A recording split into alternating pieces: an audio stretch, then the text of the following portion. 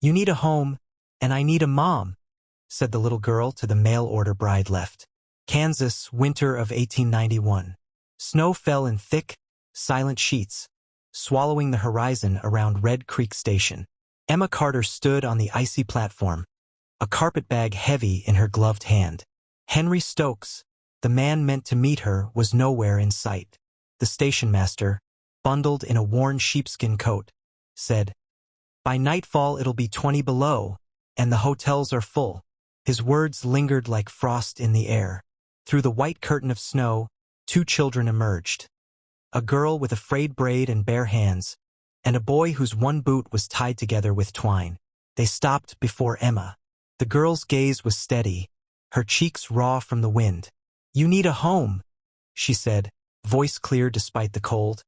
"And I need a mama." Just a month ago, Emma Carter had lived in the smoky, crowded belly of Chicago, a city that never seemed to draw a clean breath. The laundry on Canal Street, where she worked 6 days a week, was always hot and damp even in winter, steam curling against the rafters and dripping down the walls. The air smelled of lye, iron, and wet cloth. Her hands stayed chapped no matter how much tallow she rubbed into them at night, and her back ached from bending over the wooden tubs from first light until the lamps were lit. She had learned to count time not in hours but in the endless lines of sheets fed through the wringer, in the baskets of shirts that needed starching before the foreman's next inspection. The wages barely kept her fed: bread, a scrap of cheese, sometimes a thin stew, and what little she could save she kept in a tin tucked under the boarding house cot. It was her escape fund, though she didn't yet know where it might take her. Chicago was noise and elbows. Carriage wheels clattering over frozen cobblestones, hawkers shouting prices, chimney smoke mixing with the smell of the river. For some it was opportunity, but for Emma it was a place where a woman could vanish and not be missed. Since the influenza took her parents 5 years ago, she had no one to write her letters or keep her company on Sundays. Her father had been a carpenter, her mother a seamstress, and both had worked hard enough to make a small home for the three of them on the west side. When the fever came, it took them within days of each other, leaving Emma to settle their debts and close the shutters on a house she could no longer afford. She had stayed with a seamstress for a year, learning the trade, but the work ruined her eyesight in the dim gaslight, and so she found herself in the laundry, where the only skill required was endurance. She never sought adventure.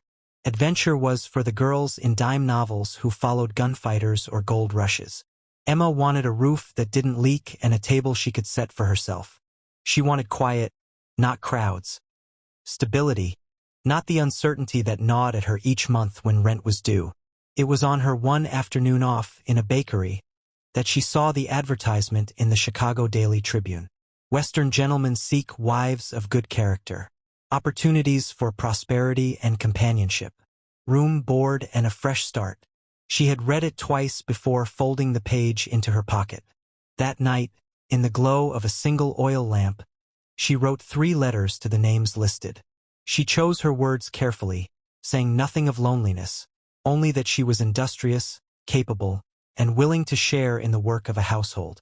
Most replies were brief, some too eager, others so careless they felt like they'd been written to a dozen women at once. But Henry Stokes's letters were different. His handwriting was neat, his tone deliberate. He described his farmstead outside Red Creek. 3 rooms, an orchard that turned white with blossoms in the spring, a small barn, and a brook nearby. He wrote of needing a steady-hearted woman who might share in work and in quiet contentment. It was not poetry, but Emma read those words again and again, picturing the orchard, the stillness, the possibility of tending something that was hers in some small way. In his 3rd letter, Henry enclosed the fare for a train to Kansas. "If you will come, I will meet you at Red Creek Station," he wrote. That night she counted her savings, enough to keep her from worry, even if she found things different than promised. She sold her few extra clothes, paid 2 weeks' rent ahead to keep questions at bay, and packed her carpetbag. Into it went her mother's shawl, her father's worn Bible, and the tin with her coins. She left before dawn, carrying her own hope like a secret she dared not speak aloud. The journey west was longer than she expected. The train windows filled with more sky each day, the city's brick and soot giving way to wide plains and sudden, fierce winds. In the dining car, strangers spoke of cattle prices, the weather, and sometimes the railroads pushing farther into the territory. She answered when spoken to but kept her eyes on the frost forming along the glass. By the last leg of the trip, the land outside was pale with snow. The conductor told her Red Creek was the next stop. She smoothed her hair, adjusted her gloves, and stepped down when the train screeched to a halt. The platform boards were slick with ice, the air sharp enough to sting her lungs. She searched the few faces there for Henry, expecting at least a nod of recognition, perhaps a man with a wagon waiting at the edge of the platform. Instead, she found only the station master, bundled in a worn sheepskin coat, who looked her over and asked, "Miss Carter?" When she said yes, he shook his head. No sign of him yet. By nightfall it'll be 20 below. Hotels in town are already full. She stood there, carpetbag heavy in her palm, snow drifting into her coat collar. The words in Henry's letters, stability, contentment, sounded far away now, like echoes from another life. Promises could be sent across miles, but they could not put a roof over her head before dark. The station master moved on to his work, and Emma stood alone, feeling the wind creep through the seams of her coat. She had come farther than she'd ever imagined she could, but already she saw it. Whatever future awaited her here would have to be made by her own hands. Through the swirling white, shapes began to form, two small figures moving toward the platform. They came slowly, the taller one leading, the smaller trailing with uneven steps. Emma had not yet heard their voices or learned their names, but something about their approach, a quiet purpose despite the cold, stirred the same instinct that had made her open Henry's letter in the first place. Through the heavy curtain of snow, two shapes began to form, slow-moving and deliberate, their outlines shifting like ghosts in the white. At first Emma thought they might be strays from a neighboring farm sent on some urgent errand before the storm worsened. But as they drew closer, details emerged. A girl with a frayed braid that swung stiffly against her back, bare hands reddened and cracked by the cold. A smaller boy trailing her, limping slightly, one boot cinched tight with a loop of coarse twine that bit into the leather. The wind pushed their thin coats flat against their bodies, lifting the girl's braid so it snapped in the air like a loose rope on a ship's mast. They climbed the icy platform boards with care, their small boots squeaking against the frost. Snow clung to the rims of their lashes, melting only when it met the heat of their skin. The station master glanced up from his ledger, muttered, "Miller Young-Uns," as if it explained everything, then lowered his head back to his work. The girl stopped directly in front of Emma, close enough that Emma could see the raw chapping at the corners of her mouth, the determined way she held her shoulders square despite the cold. Her eyes were the gray of frozen river water, unblinking.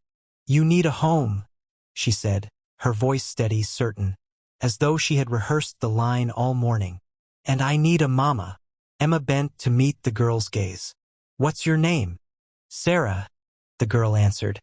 She shifted just enough for the boy to be seen. "This is Ben." The boy peered out from behind her shoulder. His nose ran freely, his cheeks were blotched from the wind, and his fingers were stiff and bare. He didn't speak, just stared at Emma with the guarded expression of someone who had learned to keep questions inside. "Your father sent you?" Emma asked. Sarah nodded. "John Miller. He couldn't leave the mare with the storm coming, but he's expecting you. We live past the creek, through the cottonwoods. The path's covered now, but we know it." Ben's voice was barely more than a breath, carried away almost at once by the wind. "Papa says the stove's warm." Emma glanced at the station master. He had warned her earlier, hotels are full, and by nightfall it'll be 20 below. If she sent these two children away now, they might not reach their home before dark. Sarah reached into her coat, pulling out a folded scrap of paper. She offered it to Emma with both hands, fingers trembling. Not from fear, Emma thought, but from cold. The pencil letters were blocky and uneven, the writing of a man more accustomed to fence posts than fine script. "Miss Carter. Weather turned. Send children if you come on morning train." You will not be left at station. John Miller. Emma turned the paper over. On the back, in fainter strokes as though the pencil had been sharpened down to nothing, were the words, "Bring your bag.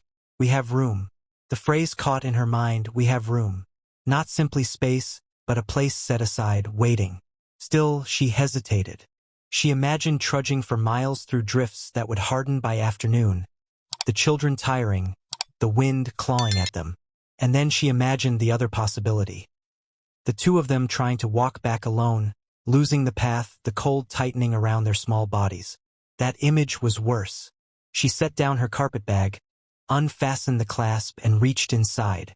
First came her mother's shawl, thick wool, still faintly scented with the violet sachet she had wrapped it in years ago. She draped it over Sarah's narrow shoulders, tucking the ends close under her arms so the wind wouldn't pull it loose. "For Ben," she said, digging deeper into the bag until she found the knitted mittens she had bought at the Chicago station. They were too big, but she slid them over his bare hands, folding the cuffs to fit. He studied them as if they were some rare treasure, flexing his fingers to make sure they stayed. Sarah met her gaze again. "Papa says not to leave folks stranded," she said plainly. Then softer, "And he said please." The station master appeared at the door of his office, holding a coil of rope. "Tie yourselves together," he said. "Wind's rising. If one of you goes down, the others will know it." Emma took one end, looped it around her waist, and tied a knot. She handed the other to Sarah, who wrapped it twice around herself before securing it with quick, practiced hands. The eastbound train would arrive in the evening. She could still turn back, find a different town, a different arrangement. But as she looked at the white emptiness stretching west, it felt as though the land was waiting to see whether she would step into it. "Ready?" Sarah asked, the braid at her shoulder lifting in the wind. Emma picked up her carpetbag in one hand and took Ben's mittened fingers in the other. His grip was small but sure. "Lead on," she said. They stepped off the platform into snow that reached the tops of their boots. Sarah kept a steady pace, eyes scanning ahead for the low markers they had tied on their way into town. Branches angled in the drifts to show the path. Ben stayed between them, the rope giving gentle tugs whenever the wind pushed too hard. Emma's breath formed clouds in the air, and each step crunched softly under the weight of the snow. The station, the tracks, and the town began to vanish behind them. Ahead, the horizon was a blur of white and shadow, the cottonwoods barely visible through the storm. She shifted the carpetbag to her other hand, felt the tug of the rope at her waist, and followed the children into the heart of the snow. The first mile pressed against them like an unspoken dare. Snow lashed in slanting waves, fine enough to sting where it found skin, heavy enough to cling to coats and boots. Emma kept her place between Sarah and Ben, the rope between them taut but not pulling. They moved in a rhythm dictated by Sarah's trail markers, slender willow branches stuck upright in the drifts, their tips quivering in the wind. Without them, Emma thought, the landscape would be nothing but a blank page ready to swallow them whole. Ben stumbled more than once, but Sarah never stopped for long. She would glance back, make sure Emma had him steady, and press forward with the quiet determination of someone who had learned early that stopping could be dangerous. They crossed the creek by way of a single log, its surface slick under a layer of ice. Sarah stepped across as easily as if it were the floor of her own kitchen. Emma lifted Ben, feeling his heart thud quick and light against her coat, and set him down on the far bank. His mittened hand immediately sought hers again. Beyond the creek the land began to tilt upward, and Emma's legs burned with the effort. The windbreak came suddenly into view. A grove of Osage orange trees standing shoulder to shoulder, their gnarled limbs catching the snow before it could drift too high beneath them. The wind dropped to a muffled sigh here, and for the first time since leaving the station, Emma could hear more than the storm. The crunch of their boots, Ben's short breaths, the creak of the rope when someone shifted. They wound through the grove until Sarah pointed ahead. "There," she said, voice lifting in relief. Through the blur of white, Emma saw it. A squat farmhouse, weathered boards silvered by years of wind and sun, smoke curling from the chimney in a thin, steady thread. The sight hit her like a promise kept. Sarah and Ben reached the porch steps first, stomping snow from their boots. Emma followed more slowly, her carpetbag heavy in one hand. The door opened before they could knock. John Miller filled the frame, tall and broad-shouldered, his work coat dusted with snow, his hair dark with just a hint of silver at the temples. His eyes were the deep brown of freshly turned soil, steady and unreadable, with a shadow of tiredness behind them. "Miss Carter," he said simply. His voice was low, even. "Yes?" Emma replied, suddenly aware of the rope still tied around her waist, the absence of the shawl from her bag. "Come in before you freeze through," he said, stepping aside. The warmth hit her at once, a wave carrying the scent of wood smoke and simmering beans. The kitchen was lit by a single lamp, its glow soft on the scrubbed table and the black iron stove. A loaf of cornbread cooled on the counter. The children moved with the ease of habit. Sarah hung the shawl by the stove to dry. Ben set his mittens neatly on the table's edge. John poured steaming beans into a bowl, set a thick slice of cornbread beside it, and slid both toward Emma. "Eat," he said, without ceremony. She obeyed, the heat of the food seeping into her chest. The bread was dense and sweet, the beans smoky. She hadn't realized how cold she'd grown until the warmth began to undo it. John sat across the table, his hands resting on the wood, fingers still rough with work. He didn't ask why she had come or mention Henry Stokes. The children leaned in close on either side of her, as though she'd been there 100 nights instead of one. That first night, Emma lay awake in the small room Sarah had shown her. Walls paneled in rough pine, a braided rug on the floor, the faint smell of cedar in the air. The wind rattled the shutters, but inside it was warm enough for her to loosen the ties of her coat and sleep under a single quilt. She could hear the low hum of the stove in the kitchen, the occasional creak of the boards as the house settled.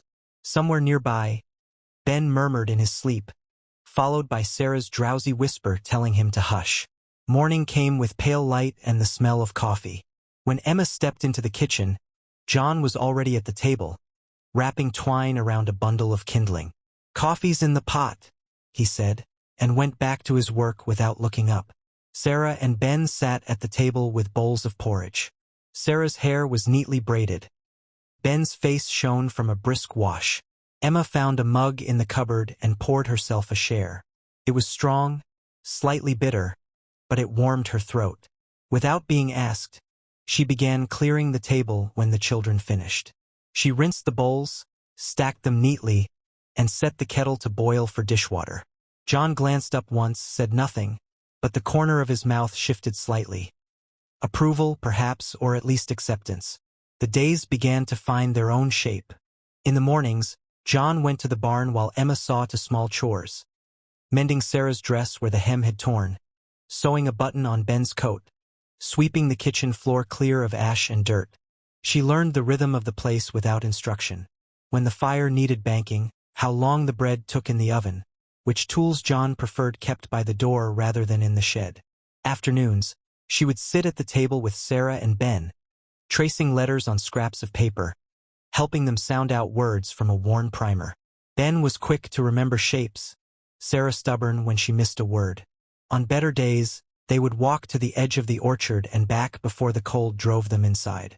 At first, John kept his distance, speaking to her only when necessary, about the weather, the feed for the animals, or the trip to town he planned every second Saturday. But small moments began to creep in. One evening she came into the kitchen to find him quietly mending Ben's glove by lamplight, the stitches neat and precise. He didn't notice her at first, and when he did, he simply said, "Glove won't last another winter, but it'll do for now," before setting it aside. There was a comfort in the silences they shared, not empty but settled, like a fire that burned low yet steady. The rope from their walk to the farm still hung on a nail by the door. She asked once if he meant to put it away. He only shrugged. Might need it again. The winter deepened, each morning's air sharper than the last. The snow never left the ground entirely, though paths to the barn and woodpile stayed trampled flat. Emma learned to wrap her scarf twice around her neck before stepping outside, to keep her skirts close so they wouldn't catch on the drift crusts. Evenings were her favorite. Sarah curled at her side, Ben leaning against her knee, the three of them listening as she read from the Bible or a battered volume of stories John had kept from his own childhood. The lamp's glow caught in the children's hair, and sometimes, glancing up, she'd see John leaning in the doorway, arms crossed, watching them with that same unreadable steadiness. It was a quiet life, but a life with weight, each day adding something small to the one before. She had come west expecting a stranger's promises and found instead something sturdier, something built from small acts and silent understandings. By the time the first buds showed on the cottonwoods, the quiet rhythm Emma had found at the Miller farm began to fray. It started in town, carried not on wind but in voices. When she went to market for flour, Mrs. Fletcher stood by the sugar barrel, speaking loudly enough for the whole store to hear. "Some ladies find themselves a warm spot for the winter far too quickly," she said, scooping with unnecessary force. Her eyes didn't leave Emma's face. Emma felt the heat rise to her cheeks but kept her voice even. "A warm spot is a blessing in this cold, Mrs. Fletcher. I wish everyone won." She paid for her goods and left, her back prickling with the weight of unspoken things. The next week, she walked Sarah and Ben to the schoolhouse and found the teacher waiting outside, arms folded. "Sarah will be home for a week," he said. She bloodied young Alan Harrow's nose. "Why?" Emma asked. The teacher's eyes flicked to Sarah. He spoke out of turn. "About you." Emma turned to the girl, who stared back, chin lifted. "What did he say?" Sarah's jaw tightened. "That you weren't a real lady. That you were living here without—" She broke off, her fists clenched. Emma put a hand on her shoulder. "We'll talk at home." Back at the farm, Sarah sat at the table, glaring at her untouched porridge. "I won't have anyone talking about you like that," she said. Emma knelt beside her. "Defending someone doesn't always mean fighting." Sarah's eyes glistened, but her voice stayed fierce. "It does when they're wrong." That night, unable to sleep, Emma heard movement in the kitchen. She rose and found John at the table, mending Ben's glove. His big hands moved carefully, each stitch neat and even. He didn't look up as he said, "She's got your spirit." Emma hesitated in the doorway. "It's bringing her trouble." John tied off the thread, trimmed it, and set the glove down. "Sometimes trouble's the price for doing right." Still, the whispers in town grew. Men at the livery stopped talking when she passed. Women at the pump greeted her coolly. It was as if an invisible frost had settled over every errand, each exchange brittle with judgment. Emma began to think of leaving, not because she wanted to, but because she feared the trouble might grow too heavy for the children. She even looked up the eastbound train schedule when she was last in town, though she didn't buy a ticket. The thought gnawed at her in the evenings, when the fire burned low and the children slept. She'd look at the rope still hanging on its nail, remembering the day she arrived, and wonder if she'd already walked as far as she was meant to hear. Then, one bright afternoon in early April, the sound of hooves broke through the quiet. She was in the yard, hanging sheets on the line, when Sarah came running from the barn. "Rider coming," she called. Emma shaded her eyes. A man on a bay gelding was crossing the pasture at an easy lope.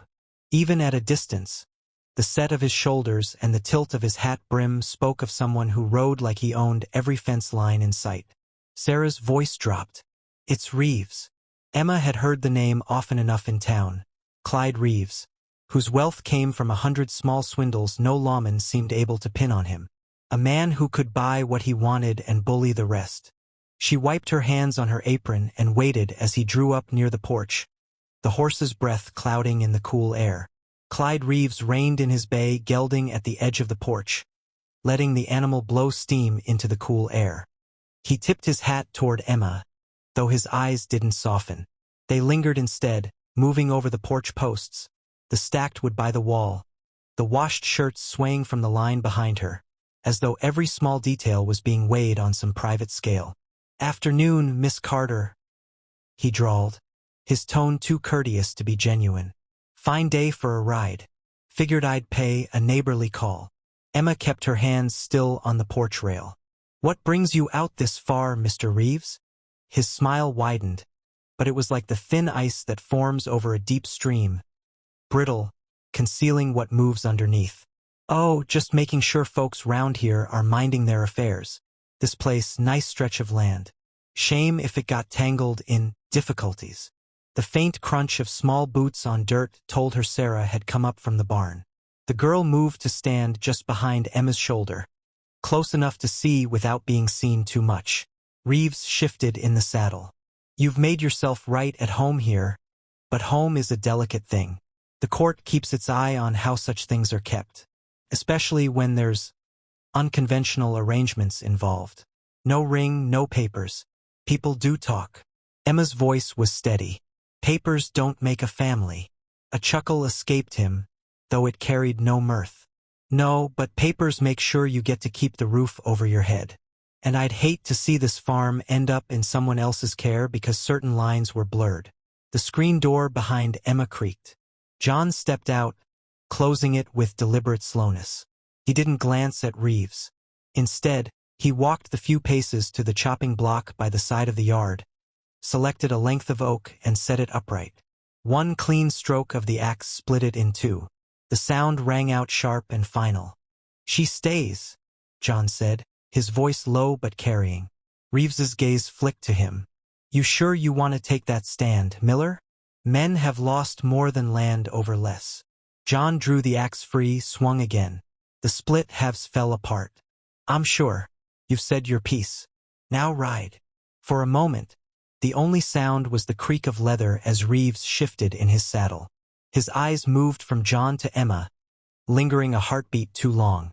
"Suit yourself," he said at last. "Just remember, when trouble comes knocking, it don't always wait for you to open the door." He wheeled the gelding around, unhurried but without another word, letting the steady beat of hooves carry the rest of his meaning. When he was out of sight, John drove the axe into the block, leaving it there. "Don't let him in your head," he said without looking at her. Emma studied him, the calm set of his shoulders, the quiet in his eyes. He wasn't pretending Reeves was harmless. He was simply unmoved by the man's reach. Later, after supper, the children pressed themselves to her as they read together by the fire. Sarah's head rested against her arm. Ben's small fingers twisted the hem of her skirt. The rope still hung on its nail by the door. Emma thought of the day she'd first arrived, a stranger in snow, and understood. She wasn't that woman anymore. Reeves could circle all he liked. She would not be moved. The cry in the darkness was small but sharp enough to cut through every plan Tobias had been forming. Outside the splintered doorway, the storm had thinned to a cold mist, torches staining the night with trembling light. Morrison's body lay where it had fallen, a dark smear against the warped floorboards. Ayana's grip tightened on his arm. "It's a trick," she said again, though her voice lacked conviction. Tobias shook his head slowly. "That's a real child. I know the difference." The other women shifted, their weapons glinting in the half-light. The youngest, cradling the baby they'd brought in, looked up sharply. "My daughter's life matters as much as that one," she said, and there was steel in her voice. "She's right," Tobias admitted. "But if I blow that dam now, I'll hear that baby's scream until the day I die. And I've already got enough ghosts in my head." He set the dynamite on the table. "We fight another way." Ayana's eyes narrowed. "You have a plan?" "Not a clean one," Tobias said, "but one that leaves everyone breathing." From a long and used cupboard, he drew out the tools he'd kept for a day he'd hoped would never come. Caltrops, their spikes oiled to a wicked shine, coils of wire, and 3 bear traps whose springs were still strong enough to break a man's leg. 8 years ago, he'd turned the ranch into a fortress out of fear. Tonight, he'd use it as a weapon. "We make them think we're cornered," Tobias said. "They'll split their men, send some to flush us out, leave others to guard the horses and that child. That's when we move." Ayana studied him for a long moment, then gave a single, sharp nod. "I'll take the ones at the horses." They worked in silence. 2 women strung wire across the back path at shin height. Another scattered caltrops in the mud where the torchlight wouldn't reach. Tobias set the traps by the side windows, where a man trying to slip in quiet would plant his feet. Outside, the voices grew clearer.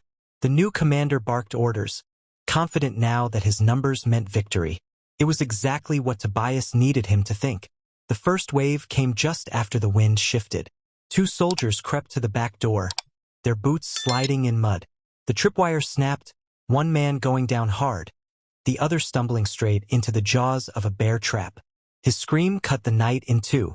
Before it faded, Ayana and 2 of her women were already gone, silent shapes melting toward the horses. Tobias stayed by the doorway, rifle steady. A figure appeared in the torchlight, shouting, "They're breaking out the back." He fired once, the shot punching the man off his feet. Chaos bloomed. Orders tangled. Men turned in the wrong direction. By the time the soldiers guarding the horses realized they were under attack, Ayana had cut the reins of half the mounts and sent them bolting into the night. The others she and her women drove toward the gully, away from the fight. A gun cracked close, the sound ripping the air near Tobias's ear. He pivoted, fired back, and saw a man fall in the torchlight. Another rushed him, bayonet forward. Tobias sidestepped, brought the rifle but up hard, and the man crumpled. Through the noise, he caught it again, the child's cry, "Closer now." He followed the sound around the shed, finding a soldier crouched low, holding a bundle against his chest as if it were a shield.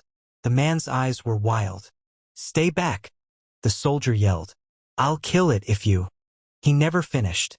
Ayana appeared from the darkness, her knife at his throat before Tobias could move. The soldier froze. Tobias stepped forward, took the bundle gently, and felt the shivering weight of the baby in his arms. "Go," Tobias told him. "Run before I change my mind." The man didn't look back. By the time they returned to the house, the fight was breaking. The remaining soldiers, leaderless and on foot, scattered into the dark. A few shots rang out, but the storm swallowed the echoes. Inside, the women gathered close, checking wounds, counting heads.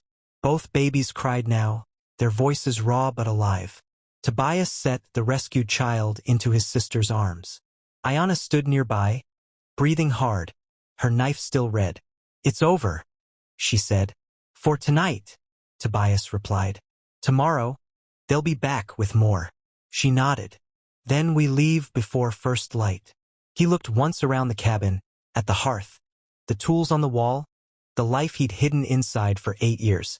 Then he stepped out into the cold air, breathing deep. Home was gone, but something in his chest felt lighter than it had in years. They would ride at dawn, carrying with them 2 children who would not grow up learning fear, and maybe, just maybe, that was worth the cost. The trail out of the canyon was slick with the night's rain, the earth breathing out a cold mist that curled around the horse's legs. Each step was deliberate. No one in Ayana's party could afford a slip here. The walls rose steep on either side, streaked with water and moss, shutting out the morning sun. Tobias rode last, his rifle laid across his saddle, the weight of it balanced against his thigh. He glanced behind them often, but the canyon's bends swallowed sightlines quickly. If Webb's remnants tried to follow, they'd have to pick their way through those same bottlenecks where a single shot could halt them. That knowledge bought some peace, but not much. The women rode ahead in 2 files, Ayana at the point with her brother Tanari. Between them, swaddled in thick blankets, the 2 rescued children slept in makeshift slings, their breaths small and even after a night of terror. Every so often, Ayana reached back, her hand resting briefly on one bundle to reassure herself of the warmth there. They spoke little. The horses' breathing and the slow rhythm of hooves in mud carried them forward until the canyon widened. A pale light bled into the sky, breaking into the gray mist like a hesitant promise. By late morning, they crested a ridge where the land began to slope down toward open country. Below lay the first soft green of spring, patches of grass glistening from the rain, the thin silver thread of a stream winding through cottonwoods. Beyond that, the basin stretched flat toward a wavering horizon. Ayana called a halt. They dismounted by the stream, leading the horses to drink. Tobias crouched at the bank, cupping cold water into his mouth. The taste was sharp, mineral-rich, and it carried him back to long campaigns. days when water was as precious as powder, and men learned to drink without wasting a drop. Tanari knelt opposite. "You'll ride with us to the next camp?" Tobias shook his head. "My trail forks west from here. I've got a stretch of land waiting, and fences that won't mend themselves." Tanari frowned. "There is safety in numbers." "Numbers also draw eyes," Tobias said. "And the wrong kind of trouble rides fast." Ayana came up beside her brother. Her gaze was steady, the same as it had been the night before when he'd set the dynamite aside. "The men we fought, Reeves, Webb, Morrison, they're only faces of the same hunger. You saw what they'd do for a scrap of leverage." "I saw," Tobias admitted. They stood together a moment, watching the children sleep in the sun. The quiet here was so complete it almost masked the truth. They had crossed only one ridge in a long country of dangers. It was Sarah, the tall, solemn-eyed girl from Ayana's group, who approached him then, carrying something wrapped in leather. She stopped before him, unflinching. "For you?" she said, and set the bundle in his hands. He unwrapped it slowly. Inside lay a small carving of a hawk, wings half open, head turned as if watching the trail behind. The work was rough but certain, every line purposeful. "Why?" Tobias asked. Sarah shrugged, but her eyes held his. "So you remember to look both ways when you ride." The weight of it in his palm was more than the wood itself. "I'll keep it close," he said quietly. When it was time to part, there were no handshakes, no long farewells. Ayana simply mounted, her voice carrying across the clearing. "We'll meet again if the land wills it." "And if it doesn't?" he asked. She looked back once. "Then we'll make it." He watched them ride east, their line thinning against the basin until dust and sunlight swallowed them. Then he turned west. The way home was slow. He traveled light, stopping only to water his horse and check his backtrail. Nights were spent by small fires, the hawk carving resting by his bedroll. Once, in the half-light before dawn, he thought he heard coyotes far off, their calls rolling like a memory. It was 2 days before he reached his land. Nothing had been touched. The fence sagged where it had before. The shed door hung on the same stubborn hinge. The axe still waited in its block. Yet the air was changed. It no longer felt like a refuge so much as a responsibility. He stabled the horse, drew water from the well, and let the stillness settle over him. That evening, he sat on the porch with a tin cup of coffee cooling in his hands, the hawk carving resting on the rail. He thought of the fight, the children's cries, the way Ayana had stood against the soldier without hesitation. He thought of choosing not to blow the dam, of walking away with something more than victory, walking away with lives intact. The days that followed were filled with work, mending fence rails, cleaning tools, walking the pasture lines. But each task carried a new weight. He had learned in those 2 nights that safety was never just the absence of threat. It was a thing built, guarded, and sometimes fought for without firing a shot. One morning, sunlight struck the porch beam where he'd set the hawk carving. Its shadow stretched across the yard, wings wide, head turned toward the road. It looked like a sentinel, reminding him to watch the edges. By summer, word reached him, Reeves had lost a court claim. Webb had been reassigned. Morrison's name was gone from the papers. It meant little. Hunger always returned in new shapes. But for now, the hills were quiet and the grass grew high. On certain evenings, when the light went gold and the wind moved soft through the cottonwoods, Tobias let himself believe that the children he'd carried from that night might grow up without learning to measure every shadow. And when the coyotes sang under the moon, he stayed by his fire, rifle close, the hawk's watchful shadow lying long over his porch, content, for the first time in years, that he had chosen the harder road, and that it had been enough.